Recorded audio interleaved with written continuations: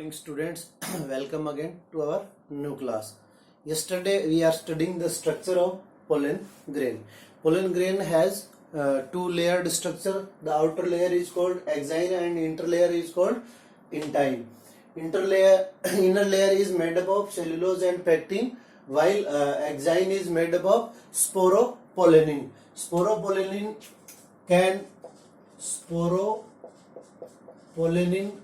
can preserve the pollen grain in the form of fossil. Where the sporopollenin is not found, that structure is called germ pore, and each pollen grain has 1, 2, 3 germ pore. Then there are two nucleus are also found in pollen grain, because in most of, or we can say the percentage, 60% angiospermic family have seeded two-celled nucleus, or we can say whenever they dehisce from the anther, they are found in two-stage nucleus. One nucleus is called male nucleus, or second nucleus is called vegetative nucleus. Vegetative nucleus is irregular elongated type nucleus or larger than male nucleus, and male nucleus is a lens type nucleus or a spherical nucleus. So this is the structure of pollen grain. Now we can discuss one or two things about pollen grain. First of all, whenever the wheat is transported in India, then some grains of Parthenocarpium and or we can say Parthenium or grass carrot seeds are also come together their wheat. यानी जो wheat transport किया था बाहर के देशों से, उनके साथ पार्थेनियम और कैरेट के जो सीड है वो भी आ गए, और वो सीड क्या करते हैं, वो सीड ह्यूमन बीइंग में एलर्जी क्रिएट करते हैं. That allergy is called pollen allergy. तो यहां एक शब्द एक क्वेश्चन और बनता है, व्हाट इज पोलन एलर्जी. तो कुछ जो पर्सन्स होते हैं उनमें क्या होता है, पोलन ग्रेन जो है वो एलर्जी क्रिएट करते हैं. Some species causes several allergies and bronchial affections in some people. Often they leading to chronic respiratory disorders like asthma, bronchitis and etc. These are called pollen allergy. And as you know, pollen are too much nutrient value. So in foreign countries the peoples are using pollen grain, mainly the runners and horses are provided these pollen grains in the form of syrup and tablets to obtain extra nutrient material. It has become fashion in recent year to use pollen tablets as food supplement. In Western countries, a large number of pollen products in the form of tablets and syrup are available in market. Pollen grain consumption has become claimed to increase the performance of athletes and race horses. When they are seeded, pollen grains have to land on the stigma before they lose their viability. So that is called pollen viability. Pollen viability क्या होती है, अपने को पता है कि जब anther से डिटेक्ट हो जाते हैं पोलन ग्रेन, उसके बाद में इनको न्यूट्रिएंट मटेरियल की नेसेसिटी होती है. तो वो न्यूट्रिएंट मटेरियल इनको प्रोवाइड नहीं हो पाता क्योंकि ये डिटेच हो चुके होते हैं.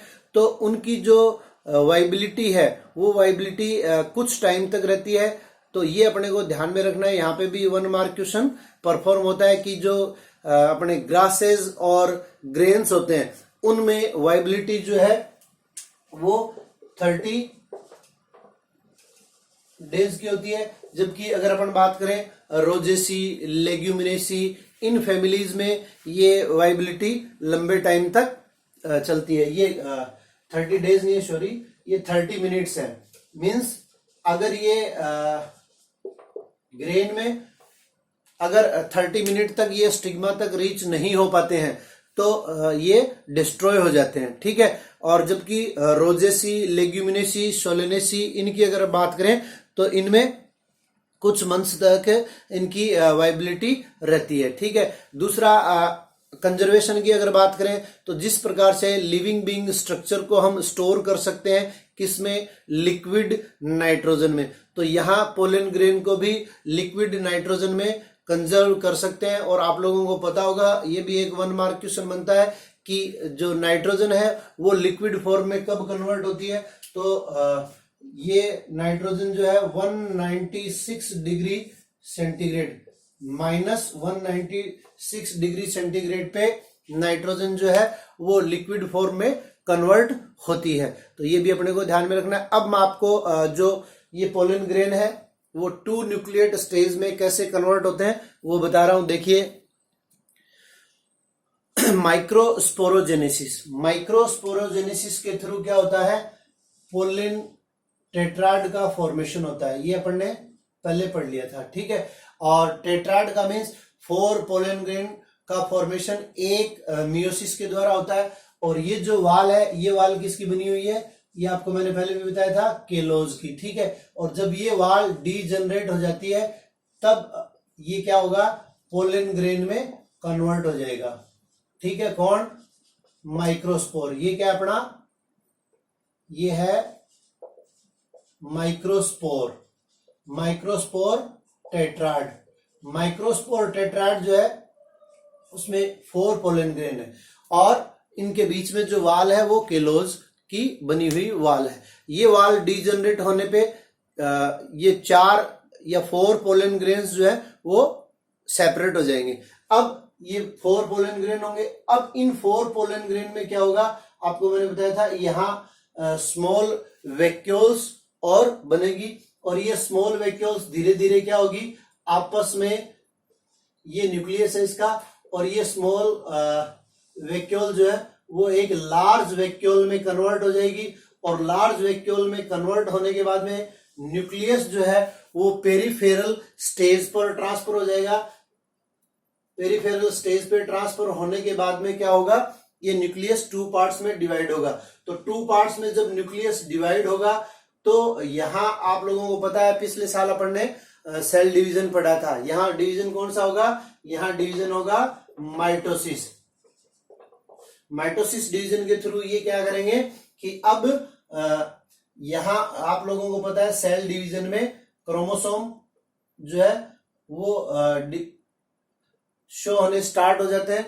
अपन ने पढ़ा था प्रोफेज, मेटाफेज, एनाफेज, टीलोफेज। ठीक है। तो अब यहां जो ये क्रोमोसोम्स बनते हैं, तो जो सेंटर की तरफ क्रोमोसोम्स बन रहे हैं, ये देखिए, ये जो सेंटर की तरफ बन रहे हैं वो तो क्या है, डेवलप्ड है। और जो पेरिफेरल स्टेज में इस साइड में अपने को यहां शो नहीं हो रहे डायग्राम में, तो इस साइड में जो क्रोमोसोम्स परफॉर्म होते हैं वो क्या होते हैं, रिड्यूस्ड होते हैं। ठीक है। और ये एक साइड में डेवलप्ड और एक साइड में रिड्यूस्ड क्रोमोसोम होने के कारण क्या होगा कि यहाँ पे 2 न्यूक्लियस स्टेज जो बनेगी वो क्या बनेगी कि एक न्यूक्लियस तो डिवीजन डेवलप्ड होगा और दूसरा न्यूक्लियस जो है वो इरेगुलर टाइप का होगा। और जो इरेगुलर टाइप का होगा उसके बाद में टीलोफेज के बाद में वापस क्या होगा, सेल वॉल फॉर्मेशन हो जाएगा। इसलिए इसको अपन क्या कहते हैं, वेजिटेटिव न्यूक्लियस, क्योंकि इसमें नंबर ऑफ क्रोमोसोम्स जो है वो नंबर ऑफ क्रोमोसोम नहीं, क्रोमोसोम्स रिड्यूस टाइप के होते हैं और इसमें डेवलप्ड टाइप के होते हैं। तो ये क्या हो जाएगा अपना मेल न्यूक्लियस और ये वेजिटेटिव न्यूक्लियस। उसके बाद में इस स्टेज में ये डिटेच्ड होते हैं और डिटेच्ड होने के बाद में एक एक्टिविटी होती है जो अपन ने बात की थी, पोलिनेशन। और आफ्टर पोलिनेशन ये पोलन ग्रेन जो है वो कहां चले जाएंगे, वो स्टिग्मा पे चले जाएंगे, 2 स्टेज न्यूक्लियस में। ठीक है। और उसके बाद में जो मेल न्यूक्लियस है वो मेल न्यूक्लियस फर्दर क्या करेगा, डिवाइड होगा। और डिवाइड होने के बाद में ये 3 न्यूक्लिएट स्टेज में कन्वर्ट हो जाएगा पोलन ग्रेन। और उसके बाद में जो अभी अपन ने स्ट्रक्चर का डिस्कशन किया था, जो जर्म पोर है, उस जर्म पोर से on the stigma they can produce pollen tube and that activity is called pollen germination. So at the time of pollen tube formation. Pollen tube formation कहाँ होती है? स्टिग्मा पे होती है, और उस टाइम ये 3 न्यूक्लिएट स्टेज में कन्वर्ट हो जाते हैं। तो यहाँ 2 माइटोटिक डिवीजन होते हैं। उसके बाद में अपना टॉपिक आता है the pistil, megasporangium and embryo sac. As we studied about stamen, microsporangium and pollen grain. So pollen grain are male gametophyte, just like embryo sac is female gametophyte. ये 1 mark question बनता है। उसके बाद में the pistol, तो pistol की अपन ने बात की थी in the structure of flower. तो pistil is made up of 3 parts, the receptacle और the upper part is called stigma and beneath this is called stigma, and beneath stigma the cylindrical part is called style, and beneath style the swollen part is called ovary. और जो अपन ने एक typical flower की structure में देखा था, तो typical flower की स्ट्रक्चर में अपन ने सिंगल पिस्टल देखा था। If the single pistil is present in a flower then it is called monocarpellary, because pistil has another synonym is carpel. So monopistil, and if there are too many pistils are present or more than one pistils is present, then it is called multicarpellary. And whenever more than one pistil is present, then they can be fused with each other. अब ये देखिए, ये pistol है और अगर दूसरी pistol है इस टाइप से, मोर देन वन पिस्टल है, अब ये कहीं से भी फ्यूज आ जाए, यानी टच हो जाए एक दूसरे से, अगर ओवेरी पार्ट टच हो जाए या स्टिग्मा पार्ट टच हो जाए या स्टाइल पार्ट टच हो जाए, कोई सा भी पार्ट टच हो जाए, मींस थोड़ी दूर में या पूरी दूर में ये टच हो जाए, then it is called syncarpous ovary. और if they are free, means ये टच नहीं होते हैं एक दूसरे से, फ्यूज नहीं होते हैं, then it is called apocarpous ovary और apocarpous pistil. The pistil has 3 parts: the stigma, style and ovary. The stigma serve as landing of pollen grains. The basal part or the basal swollen part of a stigma is called ovary, and as we know that the female reproductive part of a flower is called gynoecium, and gynoecium is consist of pistil, or we can say the each part of gynoecium is called pistil. Each part of gynoecium is called pistol और carpel. तो carpel अगर single है तो ये monocarpellary हो जाएगा, और more than 1 carpel है तो ये क्या हो जाएगा? Multi carpellary. और ओवेरी में आप लोगों को पता है यहाँ ओव्यूल सिचुएटेड रहते हैं, ये अपन ने पिछले साल भी पढ़ा था, टाइप्स ऑफ ओव्यूल पढ़े थे। तो ओव्यूल का जो अरेंजमेंट है, arrangement of ovule in a ovary is called placentation, ये अपन ने जूनियर में पढ़ा था। तो ये जो ओव्यूल है, ये ओव्यूल ही यहाँ क्या कहलाता है? It may be possible that in a ovary a single ovule present or multiple ovules are present. The number of ovules in ovary may be 1. तो ये एग्जाम्पल आपको याद रखना है. जो 1 ओव्यूल प्रेजेंट होता है ओवेरी में, उसके एग्जाम्पल अपने वीट, पेडी और मैंगो. मैंगो, वीट और पेडी में सिंगल ओव्यूल प्रेजेंट होता है, जबकि बाकी जो प्लांट बच गए जिनमें आप पपैया, वाटरमेलन, ऑर्किड्स, इनकी अगर बात करें तो इनमें too many ovules are present and these ovules are called megasporangium. Means the arrangement of ovules in a ovary is called placentation and ovule is also called megasporangium. तो यहाँ 2 mark का question बनता है. स्ट्रक्चर ऑफ ओव्यूल जो आपने पीछे पढ़ा हुआ है और structure of megasporangium is a same thing. तो ये आपको याद रखना है. स्ट्रक्चर ऑफ ओव्यूल वैसे अपन ने जूनियर में भी इसको पढ़ा हुआ है.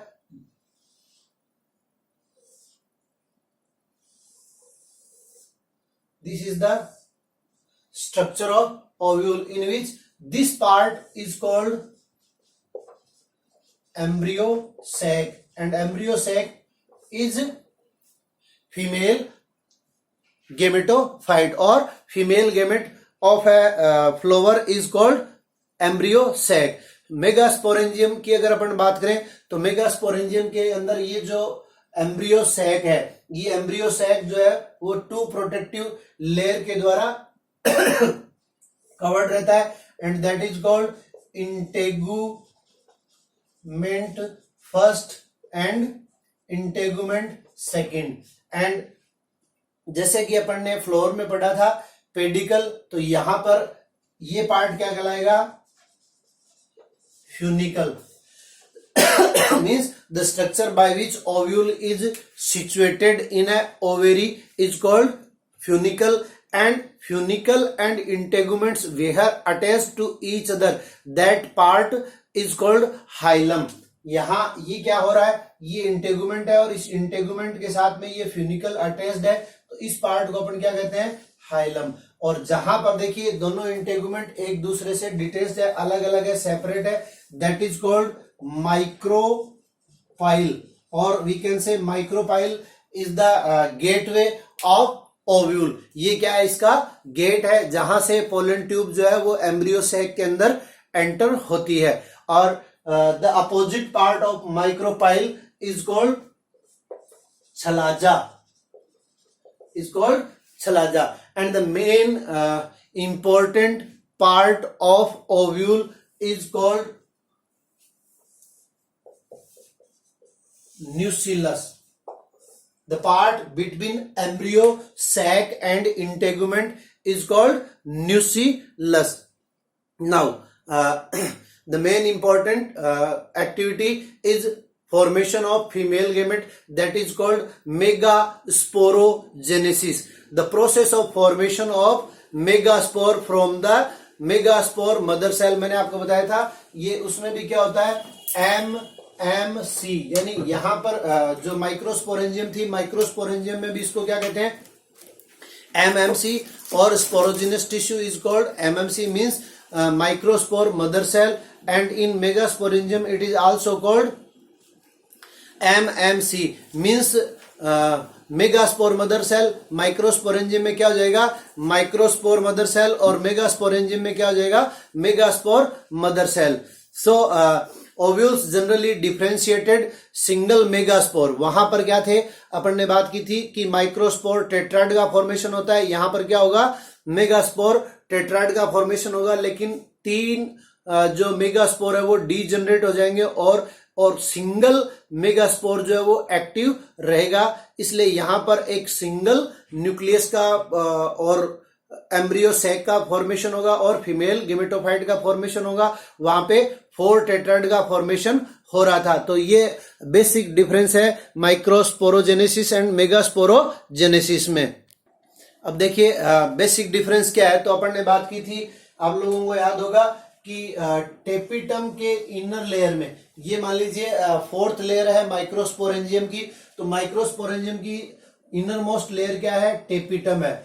और इस टेपिटम के इनर साइड में जितनी भी सेल्स होती हैं वो सारी की सारी सेल्स क्या करती है, मियोसिस के थ्रू माइक्रोस्पोर्स का फॉर्मेशन करती है। और यहां पर क्या होगा कि ये जो न्यूक्लियस है, इस न्यूक्लियस ये एम्प्टी स्ट्रक्चर नहीं है, ये पूरी की पूरी क्या है, इस टाइप से इसमें सेल ही सेल है। ठीक है, ये भी अपने को ध्यान में रखना है। और ये जो सेल्स है वो स्पोरोजिनस टिश्यू है यहाँ पे, और यहाँ पे कोई एक सेल जो है वो फंक्शनल हो जाती है, थोड़ी सी आकार में इनलार्ज, जो कि इसका न्यूक्लियस जो है वो भी इनलार्ज हो जाएगा। और इस सेल को अपन क्या कहेंगे, MMC यानी मेगास्पोर मदर सेल। और ये मियोसिस के थ्रू क्या करेगी, 4 टेट्राड का फॉर्मेशन करेगी। इन 4 टेट्राड में से ये मान लीजिए इस टाइप से अरेंज्ड है लाइनर फॉर्म में, तो ये 3 न्यूक्लियस जो है वो तो क्या हो जाएंगे, इसके डीजनरेट हो जाएंगे।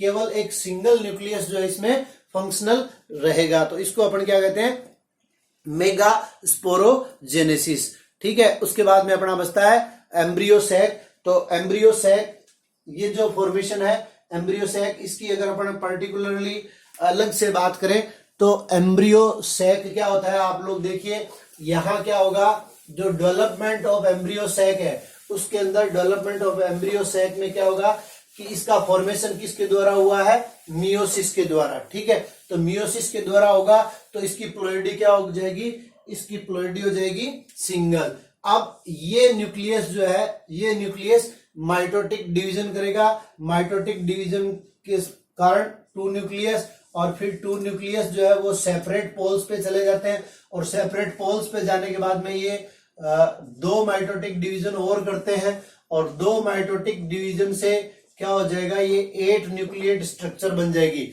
और 8 न्यूक्लिएट स्टेज से फिर क्या होगा कि यहां पर 3 न्यूक्लियस नॉर्थ पोल पे रह जाएंगे, और 3 न्यूक्लियस जो है वो साउथ पोल पे रह जाएंगे, और दोनों में से एक एक न्यूक्लियस सेंटर में आ जाएगा और वो फ्यूज हो जाएंगे, और यहां बाई न्यूक्लिएट स्ट्रक्चर बन जाएगी। इस बाई न्यूक्लिएट स्टेज को अपन पोलर न्यूक्लियस और सेकेंडरी न्यूक्लियस कहते हैं।